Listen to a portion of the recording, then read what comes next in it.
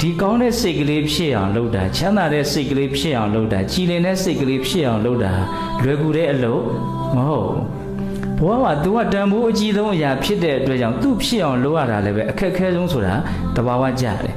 ရွှေတွေငွေတွေတဲ့တန်ဖိုးရှိရနော်ကြည်လင်တဲ့စိတ်ကလေးအေးချမ်းတဲ့စိတ်ကလေးဖြစ်အောင်လုပ်တတ်တဲ့အရည်အသွေးကဟုတ်တယ်မဟုတ်လားဘဝမှာစိတ်ချမ်းသာဖို့တည်းဘာအရေးကြီးသေးတာတော့အိဆန်ရှားတယ်ဆိုတာလေ तू ချမ်းသာဖို့အတွက်ရှားပေးရတာကောင်းကောင်းလေးစားပေးတာလေ तू ချမ်းသာဖို့အတွက်ကောင်းကောင်းလေးကြည့်ပေးတာလေ तू ချမ်းသာဖို့အတွက်ဟိုလူနဲ့အတူနေခြင်းလေဆိုတာလေ तू ချမ်းသာဖို့အတွက်ပဲဟုတ်တယ်မဟုတ်လားဒီစိတ်ကလေးချမ်းသာဖို့အတွက်ပဲဘုန်းဘုန်းတို့ဘာလုပ်နေရတော့အကုန်လုပ်နေရတာတော့စိတ်ချမ်းသာသွားပြီဆိုရင်ဓာတ်ထက်ကောင်းတာဘာရှိအောင်မလို့ဟုတ်လားဒါဘုန်းဘုန်းတို့တွေကလှုပ်တက်မယ်ဆိုလို့ရှိရင် तू ကအရည်အသွေးရှိဆုံးလူတစ်ယောက်ပဲဟုတ်လားအဲ့တော့ဟိုတုန်းကတောင်မေးစတော်ကြီးပြောတာဘုန်းဘုန်းကလုံးသဘောကျတယ်သူဘာပညာတွေတက်တယ်ပဲပြောကိုယ်စိတ်ကလေးကိုမှချမ်းသာအောင်မလုပ်တတ်သေးဘူးဆိုရင်ဘာပညာမှတက်တယ်လို့မဆိုနိုင်ဘူးဟာကောင်းလိုက်တဲ့စကားပါနော်သူဘာအတန်းနေအောင်လည်းပဲပြောဘလို့ဘွဲတွေရတယ်ပဲပြောကိုယ်စိတ်ကိုမှကိုချမ်းသာအောင်မလုပ်တတ်သေးဘူးဆိုရင်သူဘာထင်ကြီးတရားရှိတော့ဘာထင်ကြီးတရားမှမရှိဘူးနော်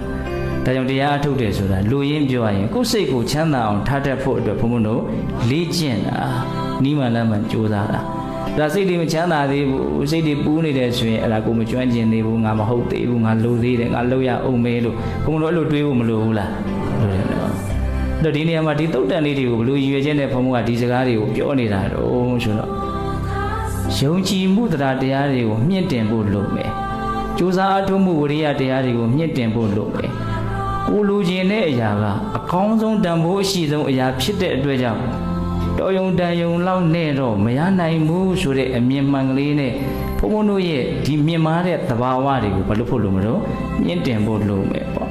သီလတွေလည်းပို့ပြီးတော့ဖြူစင်အောင်လုပ်မယ်တမာရီရတဲ့အလုပ်တွေကိုလည်းပို့ပြီးတော့စူးစမ်းအထုတ်ပဲဉာဏ်ပညာကိုဖြစ်ထွန်းစေတဲ့အလုပ်တွေကိုလည်းပို့ပြီးတော့လုပ်မယ်ဟဲ့လို့ယုံကြည်မှုတရားစူးစမ်းအထုတ်မှုဝိရိယတရားတွေကိုမြင့်တင်စေခြင်းလို့ဒီအကြောင်းအရာလေးတွေကိုပြောနေတာဟုတ်လားဒါကြောင့်မြတ်စွာဘုရားကလည်းပဲဒီလိုမျိုးစိတ်အလွန်ဖြူစင်တဲ့ကောင်းမွန်တဲ့အနေအထားလေးတွေကိုရပြီးတော့အသိဉာဏ်ပွင့်လင်းသွားတဲ့အနေအထားမျိုးလေးတွေဆိုတာဖြစ်ဖို့အလွန်ခဲယဉ်းနေတရားကိုသိပြီးတော့တကယ်ငြိမ်းအေးသွားတဲ့ချမ်းသာတဲ့စိတ်ရှိတဲ့လူတွေဆိုတာလောကမှာရဖို့အလွန်